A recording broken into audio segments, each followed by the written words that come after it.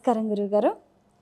గురు పౌర్ణమి యొక్క విశిష్టత, గురువుని ఏ విధంగా దర్శించాలి, గురువుని ఏ విధంగా సేవించాలి, గురు కృపను ఎలా పొందాలంటారు? ఎవరి యొక్క కృప కావాలన్నా వాళ్ళ యొక్క అనుగ్రహం పొందాలి. వాళ్ళకు ఇష్టమైన పని చేసి వాళ్ళని సంతృప్తి పెడితే దయ కలుగుతుంది.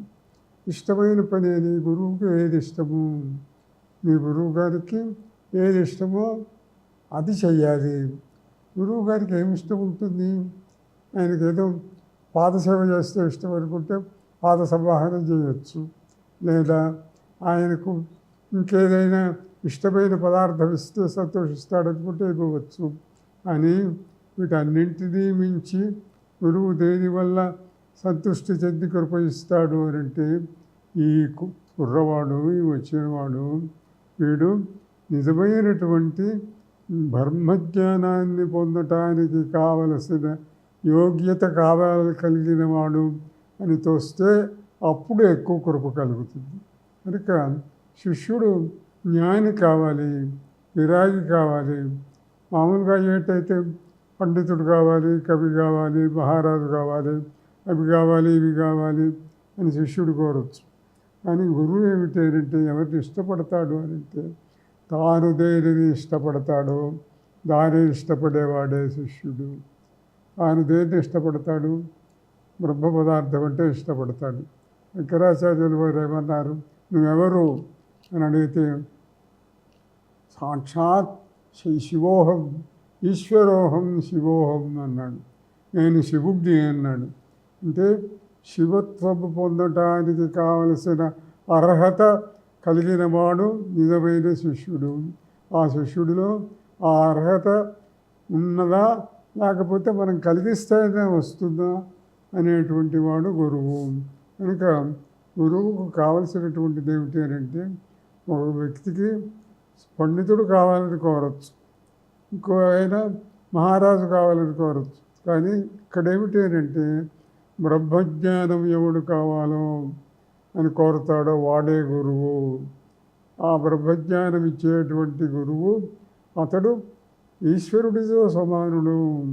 కనుక ఈ గురు పూర్ణిమ నాడు, రేపు వస్తున్న గురు పూర్ణిమ వ్యాస పూర్ణిమ.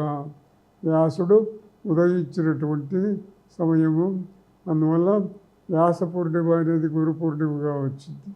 వ్యాసుడు అందరికీ గురువు అయిన. అవునుగా గురు పరంపర చెప్పేటప్పుడు నారాయణ సమారంభాం వ్యాస శంకర మధ్యమాం అస్మదాచార్య పర్యంతం వందే గురు పరంపరాం అని చెబుతాం. నారాయణుడు గురువు అందరికీ. నారాయణుడి యొక్క శిష్యుడు బ్రహ్మ, బ్రహ్మ యొక్క శిష్యుడు కుమారుడు వశిష్ఠుడు.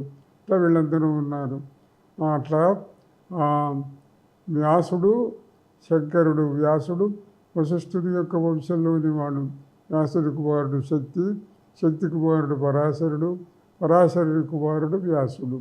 ఆ వ్యాసుడు ఆయన 100 సంవత్సరములు కఠోరమైన తపస్సు చేసి ఎడలు ఎండిపోయి ఎర్రరంగు వచ్చినట్టుగా ప్రాంశు పయోధ నీల తనుభాషితి ఉజ్వల దండధారు విద్వాంసు జటాక్షటాభరుడు ఆగమ పుణ్య పదార్థతత్వ నిస్సంశయకారు అని చెప్పి వ్యాసుడిని వర్ణించారు. ఆయన వేదములను విభజించాడు. అందరికీ కూడా అందరూ అన్ని వేదాలు చదువుకోలేరు కనుక వేదములను విభజించాడు. కనుక వేదములను విభజించి 4 వేదములు 4 శిష్యులకు చెప్పినటువంటి గురువు ఆయన. అజ్ఞాన అంధకారాన్ని తొలగించి, అంటే నిజమైన గురువు ఎట్లాంటిదంటే, శిష్యుడికి మంత్రం ఇచ్చాడనుకోండి, మంత్రం ఇవ్వటమే కాదు, తన శక్తిని శిష్యుడిలో ప్రవేశపెట్టి ఆ శిష్యుడికి ఆ మంత్రము సాక్షాత్కరించేటట్లు చెయ్యాలి. అతడు గురువు. ఆ సాక్షాత్కరించేట్టు చేసేవాడు గురువు. దాన్ని పొందగలవాడు శిష్యుడు. ఇప్పుడు మనకు ఉదాహరణగా ఎట్లా ఉంటుందనంటే, రమణ మహర్షి దగ్గరికి ఒక భక్తుడు వచ్చాడు. గురువుగారు నాకు దేవుణ్ణి చూపించండి అన్నాడు. ఆయన అన్నాడు, దేవుడంటే ఎవరు? ఎవరిని చూపించాలి నీకు అంటే, కాళ్ళు చేతులు కన్ను ముక్కు ఏదో శూలమో శంఖమో చక్రమో పట్టుకున్నటువంటి ఒక ఆకారాన్ని చూపించాలా? దేవుడికి ఆకారం లేదు. ఆకారం లేనప్పుడు ఏమి చూపించాలి? కనుక ఏమి చూడాలో నీకే తెలియదు. కనుక దేవుడు అంటే తెలుసుకోవడానికి నీ అర్హత సరిపోదు. ఏది సృష్టికి మూలమో, ఏది ఏ చైతన్యం అనంత శక్తియో ఆ శక్తిని తెలుసుకో. ఆ శక్తే దేవుడు. అలానే రామకృష్ణ పరమహంసను వివేకానందుని అడిగాడు, స్వామి మీరు చూశారా దేవుణ్ణి? నేను చూశాను. ఎట్లా చూశారు అంటే, నిన్ను ఎట్లా చూశాను ఆయన అట్లా చూశాను. నాకు కనిపిస్తారు, మాట్లాడతారు, నీతో మాట్లాడితే ఆయనతోనూ మాట్లాడతారు అన్నాడు. అంటే దేవుడిని గురించి సరే ఒక్కొక్కళ్ళు ఒక్కొక్క గురువు ఒక్కొక్క రకమైన రీతితో భావించడం జరిగింది. వ్యాసుడు మహనీయుడైనటువంటి వ్యక్తి.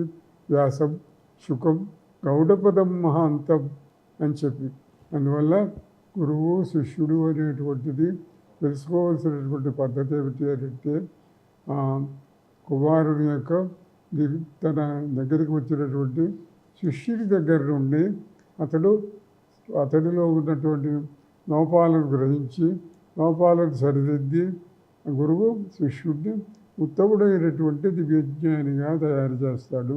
ఆ జ్ఞానం ఇవ్వగలిగిన గురువును శిష్యుడు వెతుక్కోవాలి. వెతికితే అంత తొందరగా దొరకరు. కానీ మంచి గురువు ఏం చేస్తాడంటే శిష్యుడిని కూడా వెతుక్కుంటాడు.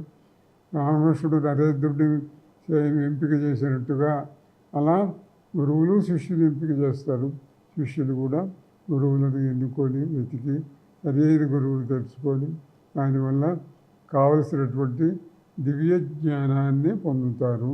అలా ఈ గురు పూర్ణిమ నాడు గురువులను పూజించి దానివల్ల మనం పొందవలసినటువంటిది ఏదో ఆ దివ్య జ్ఞానాన్ని పొందటానికి కావలసినటువంటి దేవతా పూజ అర్చన ఇవన్నీ కూడా చేయాలి.